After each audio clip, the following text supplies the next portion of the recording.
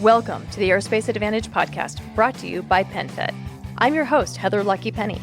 Here on the Aerospace Advantage, we speak with leaders in the DoD, industry, and other subject matter experts to explore the intersection of strategy, operational concepts, technology, and policy when it comes to air and space power. This week, it's time for the Rendezvous, our monthly look at what's happening in Washington, D.C. when it comes to air and space power, plus important national security trends that we should be watching around the globe. We're recording this on Thursday, the 31st, so if world events have developed since then, we'll catch that on the next episode. And with that, I'd like to welcome Lazer Lazarski, one of our Washington insiders. Lazer? Great to be back. And we've also got Lieutenant General Dave Deptula and Jen Reeves of our Mitchell team. Sir? Hey, good to be here, Heather. And Boots? Always happy to be here. Thanks. Well, it's great to have the team together. So, Lazer, we're going to start off with you like we typically do to discuss what's going on the Hill. The defense bills are working their way through Congress. What are the main air power and space power items that you've been tracking? Yeah, first and foremost, and I think all of us are, is looking at the top line for defense. Apart from reconciliation, we know what's going on there. But is Congress going to increase the base defense spending or keep us at or above the inflation rate instead of the cut that we have right now? And if you look on the House side, the House Appropriations Committee and the House Armed Services Committee essentially marked to the president's budget. So we're looking at a cut there. But the Senate Armed Services Committee, under the leadership of Chairman Wicker and Ranking Member Reed, they increased defense spending by about $32 billion, which is just under a 4% increase that keeps us in pace with inflation. And right now, as we're talking, the Senate Appropriations Committee, Subcommittee on Defense, they're marking up their bill. And what we hear is it's also going to be an increase in defense spending. But I haven't seen exactly how much it's going to be. But I know that typically the Senate Armed Services Committee and the Senate Appropriations Subcommittee on Defense are working very closely together. So hopefully we're going to see somewhere up near or at what the Senate Armed Services Committee increased the budget for. And then going down, these bills have a long way to go. So whatever we're really talking about now, it's got to get through conference. We're not going to see any of this until the end of the year. But what we're seeing are certain trends. So we see the pay increase, 3.8% pay increase. There's other quality of life. There's focus on innovation, unmanned systems, counter-unmanned systems, munition stockpiles, which we've talked about before, nuclear modernization. And then the other big one, and this is going to be probably the most difficult to conference, but in the House and the Senate Armed Services Committee, there's acquisition reform. And we've seen that many, many times before. But on the House side, you have the SPEED Act. On the Senate side, you have the Forged Act. And so they're going to have to work those together. And they're both doing reform, but they're doing it at slightly different ways. And there are many people that don't like different bits or pieces. So I think over August, they're going to try to work those together so that they can figure out where we're going to go ultimately with this acquisition reform. But I do expect major changes to acquisition. And then, of course, they're taking, and I would call, maybe General Deptula would disagree with me, but a small step to reverse the continued divest to invest trend that we've talked about on these podcasts. They've added funding for E-7s, prohibited accelerated retirement of the A-10. They maintained F-15s, 22s, Global Hawks, U-2s. They've increased the number of F-35As, although it still stays below the 72 requirement we want.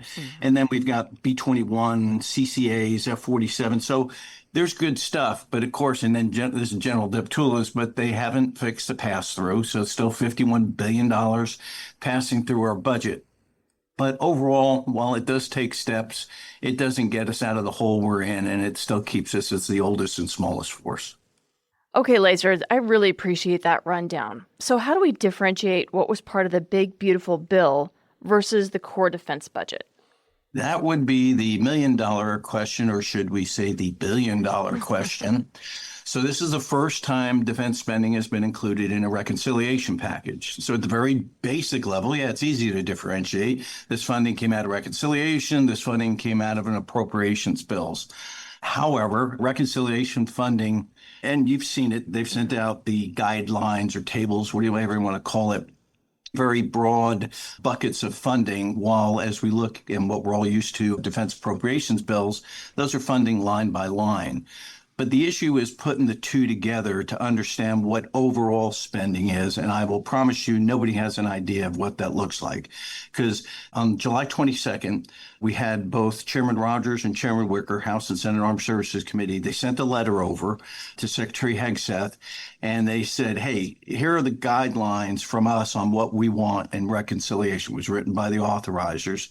And we want back from you on the 22nd of August your spend plan, essentially. What's good about that is we're going to get a spend plan back from the Pentagon, and everybody's been talking to each other. That's positive.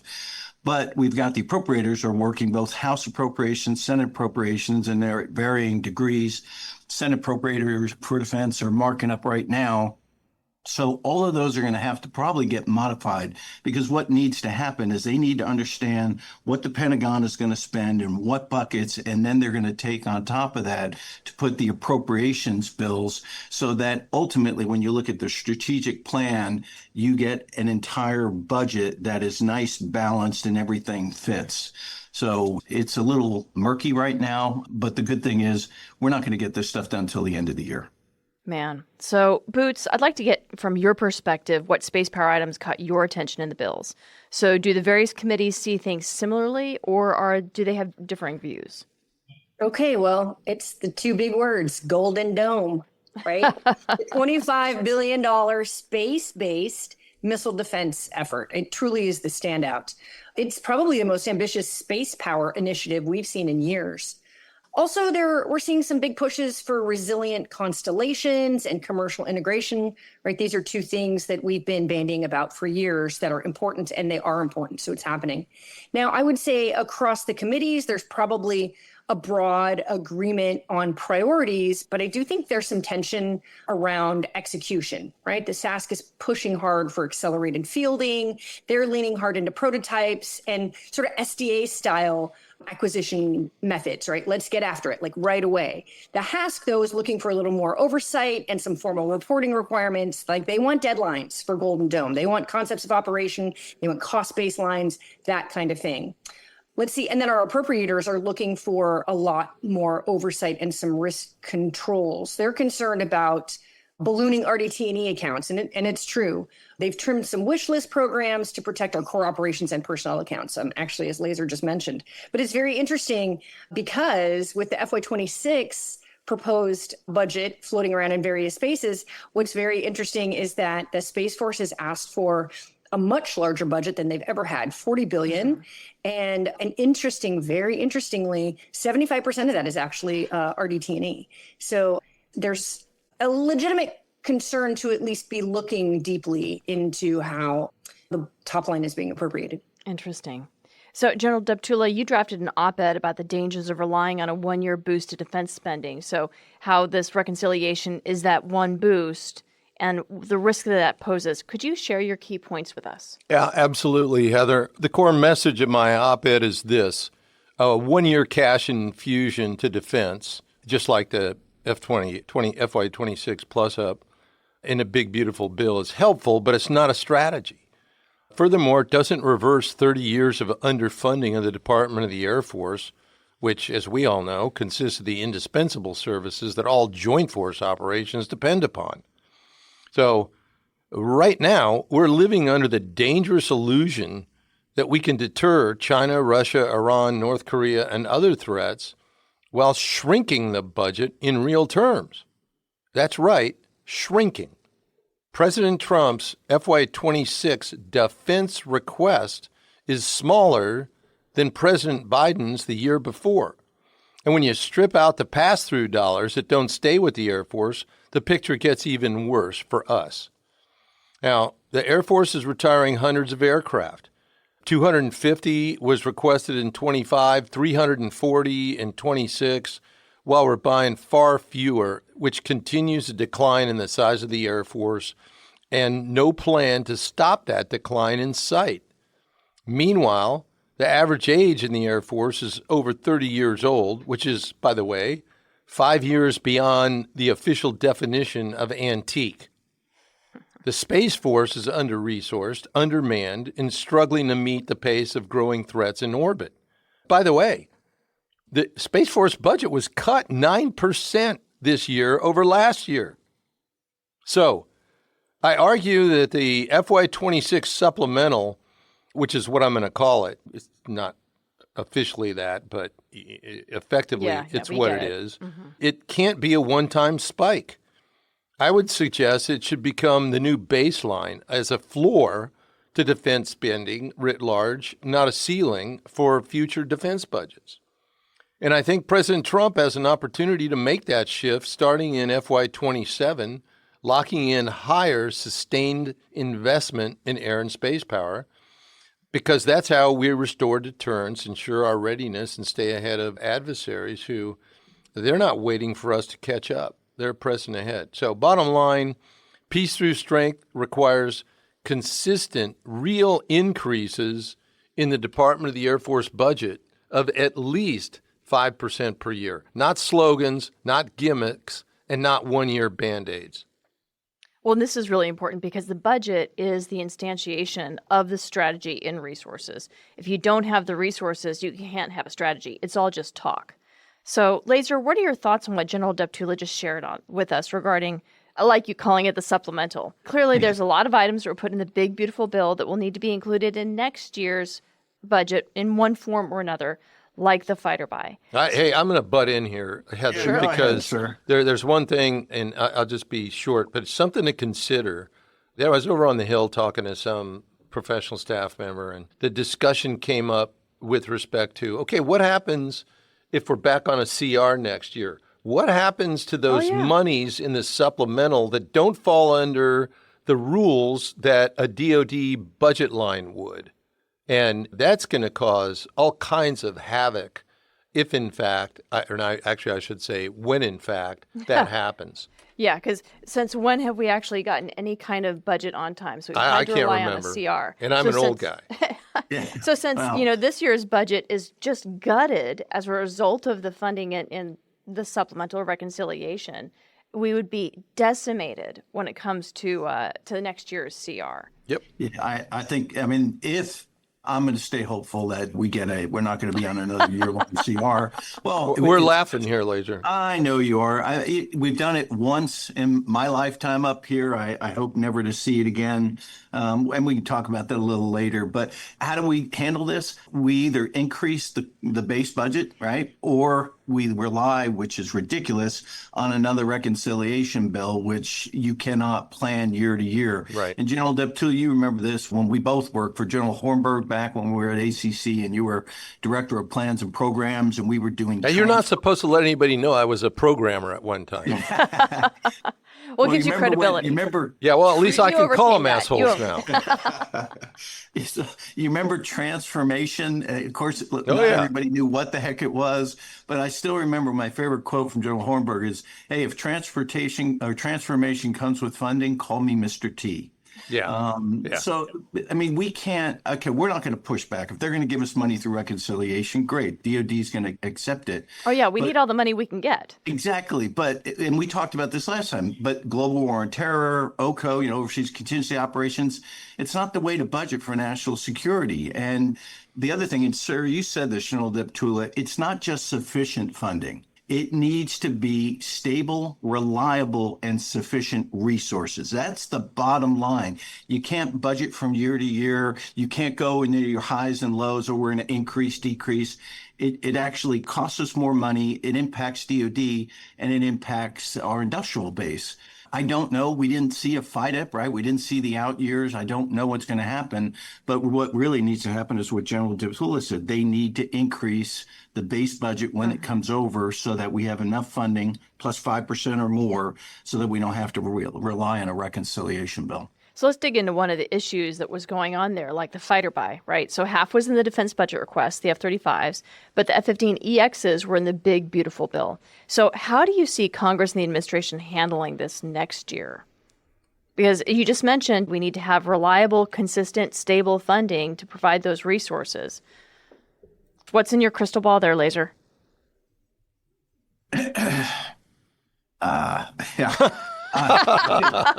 just answered your question. Yeah, there you go. I don't see it. I don't I really don't know what they're going to do. If we had seen a FIDIP, Yeah. I mean, listen, And that's really I comes know to what the what it comes down president to. has said. President said he wants to rebuild the military. So what we're really going to need to do is see what they come forward on the budget. But I just don't see the large increases that General Deptula talked about. Well, and that get General Deptula, that kind of gets back to the big issues that we're seeing. Like recently, you just spearheaded an effort to let Congress and the administration understand the importance of continuing the E-7 program while also calling for a bigger F-35 buy. So you had 6 former chiefs of staff of the Air Force and several retired 4-star generals sign a letter articulating their concerns. Could you talk us through the key points and what motivated you to pursue this effort? Yeah, Heather, what drove this effort was urgency and a real concern that the United States could forfeit air dominance in a future conflict because of nearsighted budget decisions driving strategy instead of war-winning strategy driving our budgets. I mean, you already touched on that here earlier. We're facing a moment where the Air Force's ability to achieve and maintain air superiority is being systematically hollowed out, even as threats from China, Russia, Iran, and the band of renowned threats grow more acute. So we brought together this coalition of former Air Force chiefs of staff and other senior leaders, which is pretty unique. I mean, getting 6 former Air Force chiefs to sign anything together is pretty impressive. But we did that to get a unified message over to Congress and the administration that cutting the F-35A buy to just 24 aircraft and terminating the E-7 program are both serious strategic mistakes. Why? First, the F-35 is not some hypothetical aircraft. It's clearly demonstrated its value. It was central to and decisive in Israel's success in neutralizing Iranian's military and a critical element of Operation Midnight Hammer. Now, our allies clearly recognize its value, many of them expanding their own F-35 forces. So slashing is the right word. Our buy, when they're ramping up theirs, sends the wrong message. As for the E-7, it's the only viable replacement for the aging E-3 AWACS, which frankly can no longer meet modern battle management needs. Combatant commanders simply can't count on it being available.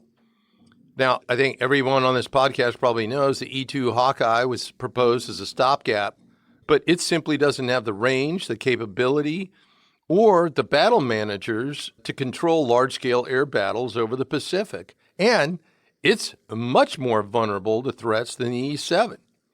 So while we support the eventual shift to space-based AMTI, that potential is still years away, we need the E-7 now. The other point I'll make is this just isn't about aircraft. What it's really about is ensuring the United States can control the skies in a future fight. You know, if China moves on Taiwan within the next few years, as their planning indicates, the margin for error is going to be razor thin. So decisions made in this year's defense budget, specifically authorizing much greater numbers of F-35As and accelerating the E-7, could be the difference between deterrence and disaster. I just wish the members over there would understand that. So that's why we took action. This isn't about institutional loyalty. It's about national security and making sure America has the tools to win when it matters most. Sir, I want to push back on one thing because, yes, here at Mitchell, we completely endorse having the AMTI and GMTI capabilities from space. But even if they were here tomorrow or even today, we would still be pushing for the E-7 because having that layered battle management and sensing capability is going to be absolutely crucial. I mean, there's a reason why China is continuing to build and pursue advanced battle management and sensing aircraft. So we need to make sure that we are also continuing to have those kinds of capabilities that will give us a situational awareness and have the battle managers who can really play the chess across the entire Pacific. And unfortunately, the Hawkeye just isn't that platform.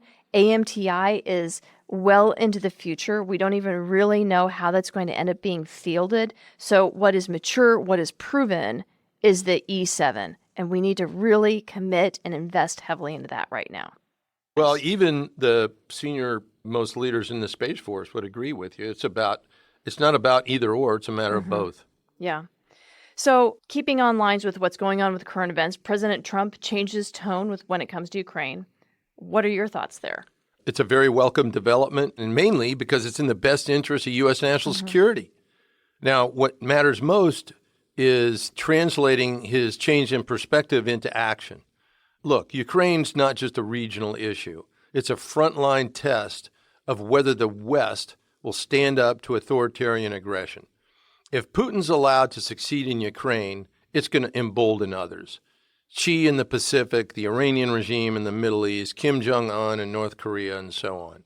So it's time for the U.S. to weigh in big time to support Ukraine with sufficient means that they can use in their fight, as well as are taking other actions to force Putin to halt his aggression. So what we need to see from President Trump is clear action that increases U.S. decisive action to provide Ukraine with the tools it needs, not just to survive, but to win. And that includes advanced air defenses, deep strike capabilities, and the freedom to use those systems to impose real cost on Russian military targets in Russia. So no more sanctuary for Russia. So if President Trump is realigning toward that posture, great. But the test will be whether future policy, budgets, and decisions reflect the kind of peace-through-strength approach that's needed to halt Putin's current war against Ukraine, stabilize Europe, and deter future Russian aggression. So, Lazer, how's the Hill taking this change of heart? Well, with President Trump changing or toughening his stance on Russia, whatever you want to call it, more Republicans have been able to come out public in support for Ukraine and against Russia than have before. But we've discussed this in the past. Overall, congressional support hasn't changed. If you look at both House and Senate, bipartisan, it remains supportive of Ukraine. But what they're focused on, and maybe not gets directly what General Deptula just talked about, but they're focused on oversight of the funding. And we've heard it from President Trump, burden sharing with the allies. And so what we're seeing is that as we're getting the equipment out, we're going through NATO and then let NATO go ahead and provide it. And then even look about earlier this month, there was anger from Congress when they found out the Pentagon halted some weapon shipments, and there was a lot of engagement. You saw Senator Reed push back. He wanted some supplemental appropriations for Ukraine because he doesn't want to just leave Ukraine alone without the help of the United States. In the Senate Armed Services Committee, FY26 NDAA, they've authorized an additional $500 million for Ukrainian Security Assistance Initiative and authorized that all the way through 2028.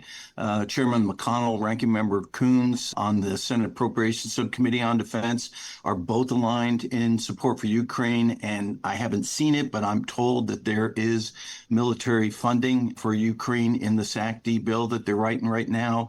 And then if you look on the Foreign Relations Committee with Senator Risch, and he came out and announced, both Risch and Wicker are going to put out legislation that essentially follows Jumpstart, which allows European countries to buy U.S. equipment, deliver it to Ukraine, what they call the Peace Act, that gives President Trump the authority to transfer U.S. weapons to Ukraine in the near term, and then NATO allies buy new equipment in the long term. So there's commitment, and I hope they follow through.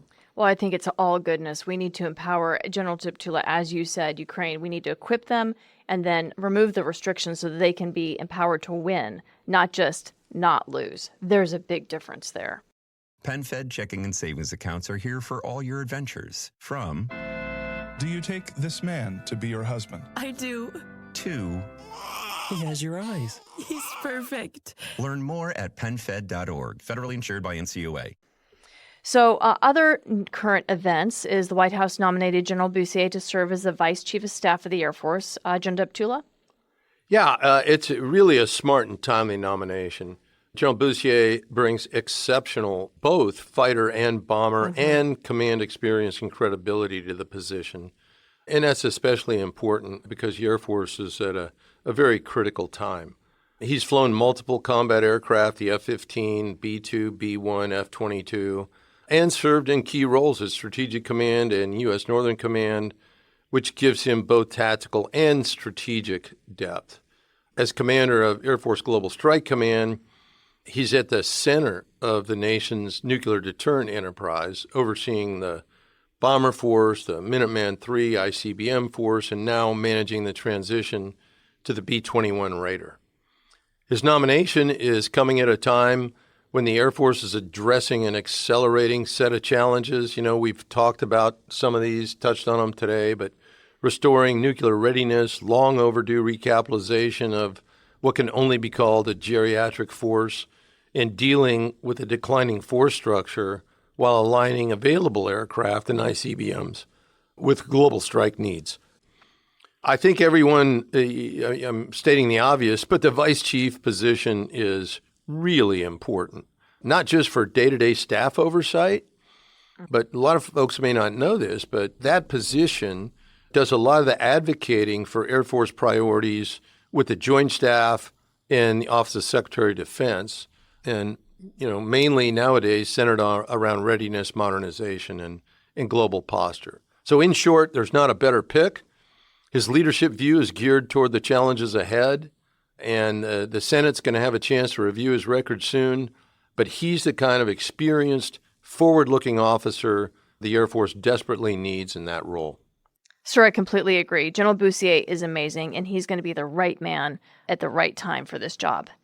Boots, let's talk with you because the Space Force is also getting some leadership changes. Lieutenant General Bratton got the nod to serve as the Vice Chief of Space Ops. So what are your thoughts on the challenges and opportunities that he'll face in that position?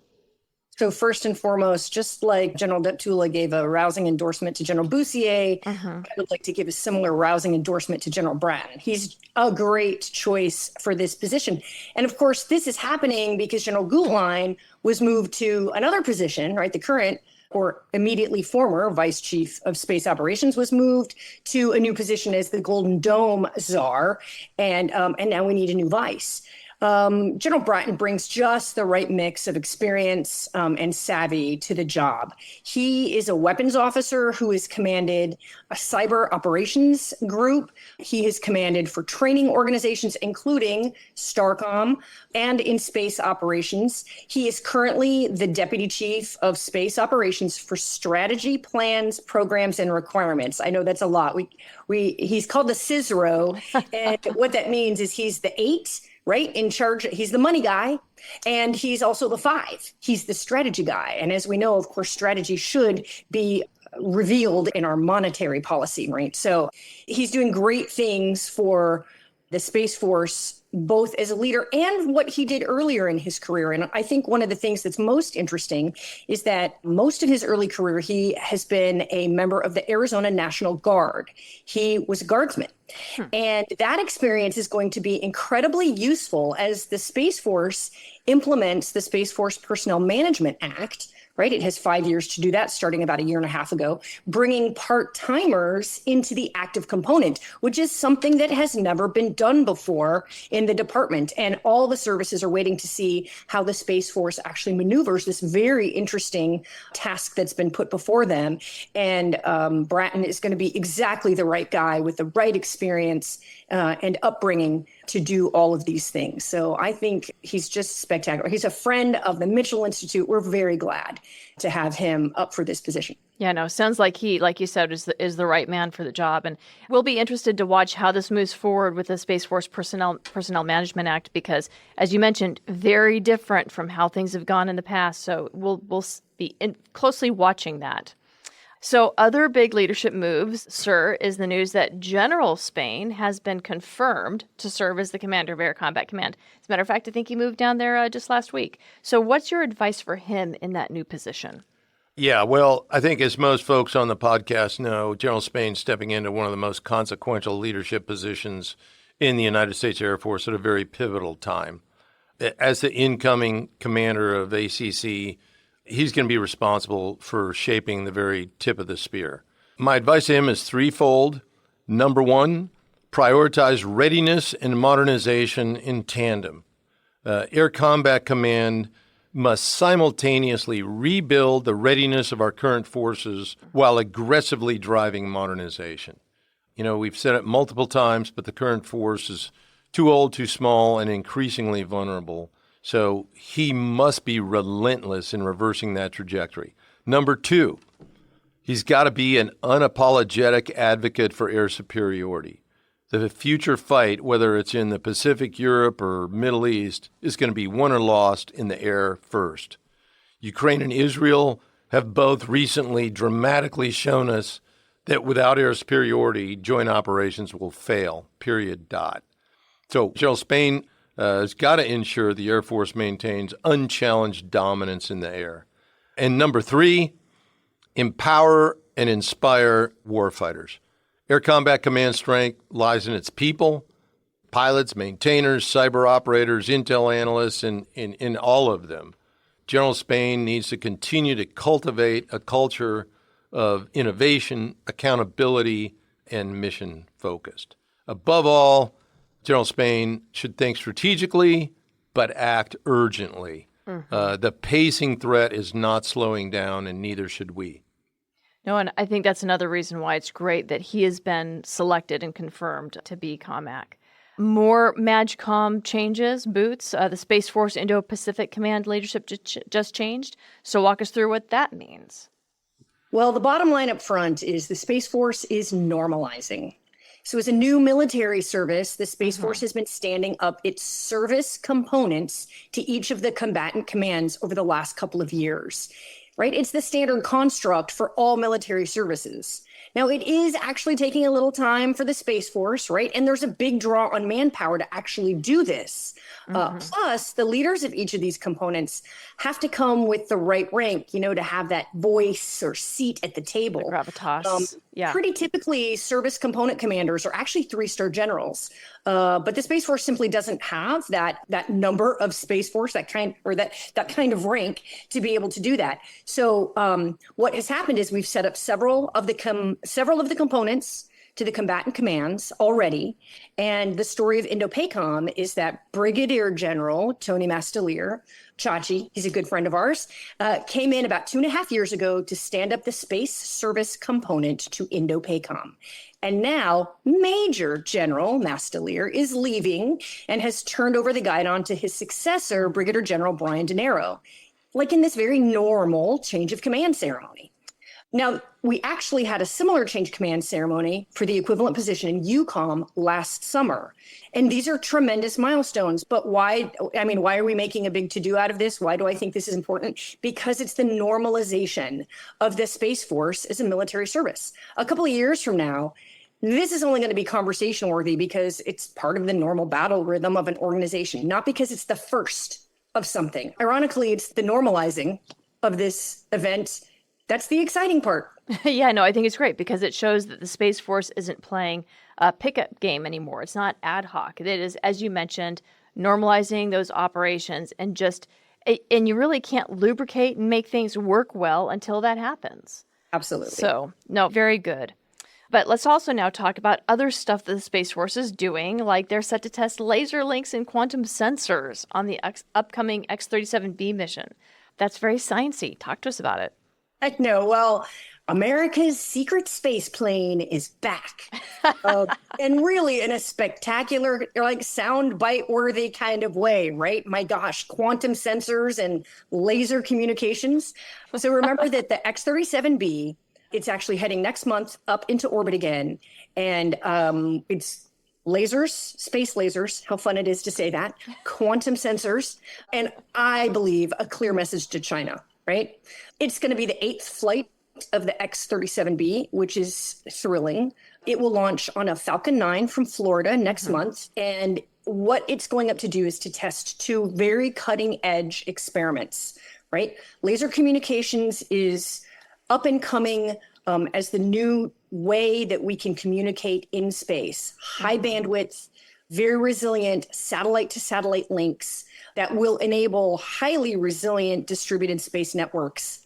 Plus, there will be this interesting, very interesting quantum inertial sensor that's designed to maintain precise navigation even when GPS is denied or degraded. Right? These are leading technologies that take communications to the next level and also ensure that one of the greatest, most relied upon inventions ever, which of course is GPS, can be used through contested environments. And that's very relevant these days, seeing what's happening with jamming and spoofing of GPS over in Europe and Asia right now. So the X-37B itself, which, oh, by the way, I think this is very interesting, has logged over 11 and a half years in orbit. It Really is kind of shocking. I think it is phenomenal. 11 and a half years in orbit, over 4,200 days. It's crazy. I think it's a strategic signal in our U.S.-China space competition, if you will, right? They tend to try and one-up us. Their space plane is actually a copy of ours, of this one. And I think each of our missions reinforces that U.S. space dominance and our technological agility, showing that we're not just operating in orbit. It's not about being in space. It's about preparing to fight and win if we have to. Okay, there's two sides to that 11 years in space equation, and that's when are we going to see some modernization of the X-37? When's the next space plane going to be put into orbit? Well, I think that's a great question, sir. And frankly, I don't know the answer because it's probably behind 10 different levels of secrecy so that we can prevent China from copying our blueprints again and going off with their own. So hopefully that's happening with the super smart, super secret guys back behind closed doors. Yeah, I'm with you, Jim, but if you can't talk about it, it doesn't have any deterrent effect either. So that's another discussion for another podcast, but I just throw it out there for fun. Yeah, the whole reveal, conceal, and all that whole competition. What do we got? What do we not got? Keep them on their toes. We definitely need to have a much better understanding of how to strategically message to China, as well as just for our own internal service members and our nation. But so I wanted to actually get back to one thing, Jen, that you said about GPS versus the quantum sensing that they'll be testing on the X-37B. The quantum inertial navigation system, that's an alternative, right? That doesn't make GPS more robust. That's an alternative to ensure that we can still have positional awareness even if and when GPS is jammed or knocked out. Yeah, I think you're correct about that, right? Because right now we've become so reliant on GPS that having other methods of navigation is what it is we need so that we have sort of, it's layered capabilities for when we lose one or another. Yeah. So I love what you've been talking about because it really is showing that the Space Force is sharpening their teeth. They're getting their blood hot because they want to win in warfare. So the Space Force just conducted orbital warfare in what they billed as the largest ever training event of its kind. What is that? What does that mean for the Guardians and how should we understand what was going on there? Well, that's awesome. 700 Guardians just trained for orbital warfare, exactly like you're talking about. And I think that is... What is that? What does that mean? Well, so the Space Force conducted what they have called Resolute Space 2025. So far, it's their largest space warfighting exercise ever, involving more than 700 Guardians operating from Hawaii, Colorado, and other overseas locations. It's actually part of Indo-PACOM's major theater month-long exercise called RE4PAC 25. And what it's doing is it's pushing Guardians to train for different types of space warfare, orbital warfare, electromagnetic warfare, space domain awareness, navigation warfare. And what it did, which is interesting, is it's combining live satellite operations with very sophisticated virtual and synthetic environments. So it's really upping the game, if you will, of how Guardians are getting to see these inputs and react to these inputs. It's also interleaved, if you will, with Indo-PACOM's major theater exercise. So all of those inputs will have been correlated with what's happening in other domains for this larger thing. And I think the message is clear that the Space Force is preparing to fight and win in space. Like I said, it's not just about being in space, it's about being dominant in space. And this exercise validated that Guardians can operate in contested, degraded, and operationally limited environments where adversaries may try and jam things like GPS or blind satellites or disrupt communications. How do we live without that? Or with those things disrupted, right? We're so used to having those assured space capabilities. And so this is how do we fight through. Yes, exactly. Shoulder to shoulder with joint and allied partners. So that speaks to how we are going to be operating in the future, which is great news. They're really sharpening their warfighter instincts, right? They're building resilience. And again, proving the Space Force's role as a cornerstone of joint operations. I think it's fascinating because one of the things that I didn't really sort of realize is that when a Guardian sits down at a console, there's the first thing they begin to do is on-the-job training, right? There originally was not a whole lot of simulation and training exercises. They would just immediately begin to operate live fly satellites. And so the simulation I did all my training on live systems. Yeah, crazy. Yes. And very different than what we do in the air, where we take a real airplane, but then we go train in a scenario. And that's not something that Guardians had the opportunity for. So this is also a very big paradigm shift, integrating both the simulation and the virtual constructed environment, as well as the live fly pieces, because that's how they're going to then integrate with the other aircraft and other players terrestrially and in the air with the rest of RE4PAC. So the integration of the Space Force and the Guardian capabilities with RE4PAC is really something that is notable. General Deptula, I'd like to get your perspective on Resolute Force Pacific. What did you think was significant there? Well, first, it's important to recognize that that exercise is still ongoing and won't wrap up until about 8 August. It's a landmark readiness test for our forces, obviously centered on the Indo-Pacific. It involves over 12,000 personnel and 400 aircraft across more than 50 locations. So that makes it the largest Pacific Air Force's exercise of its kind. So why does it matter? First, it's not just a training event. It's testing our ability to rapidly surge air and space power across vast distances and operate under threat. It's exactly the kind of environment that we might expect in a conflict with China. Second, RE4PAC integrates air and space forces, as Jim was just talking about, in a single campaign scenario. It links directly with Resolute Space 25, showing how air dominance and space superiority have got to work hand in hand in modern warfare. Third is demonstrating real interoperability with our allies, validating agile combat employment concepts in dispersed and contested settings, which is especially important as China increases its own exercises in the region. Bottom line, RE4PAC is more than a readiness drill. It's also strategic signaling. It shows how we can deploy, integrate, and fight as a coalition across air and space when it counts. And that's the kind of credible deterrence that we need in today's Indo-Pacific region. So hats off to the Air Force and Space Force leadership in putting this together and pulling it off. Well, and if I could add one additional thing to this, I have a lot of exercise experience from when I was a young officer, active duty, going to these major theater exercises and bringing space capabilities to them, right? And at those times, 20 years ago, they were lesser known. And what was happening at the time that was so interesting is that there would be simulators brought in to simulate the space capabilities, and they were perfect. Everything was perfect. Everything that was provided always worked all the time. Was perfect. And I remember rolling in going, it will never happen like this, real world. And then once the 2007 ASAT happened by China, and we started to realize, hey, it's not necessarily safe up there. Then people started to listen to say, you know what, maybe we're not going to have perfect space support during a contested period of time. And so what a great thing that not just do the space guys realize that it won't be perfect, and in the realm of other domains, they know they've got to fight through things, but now crossing the domains, we're having the conversation that it's not going to be perfect in any place, and we're going to have to work through all of it, so let's practice that way. I'm super excited about this.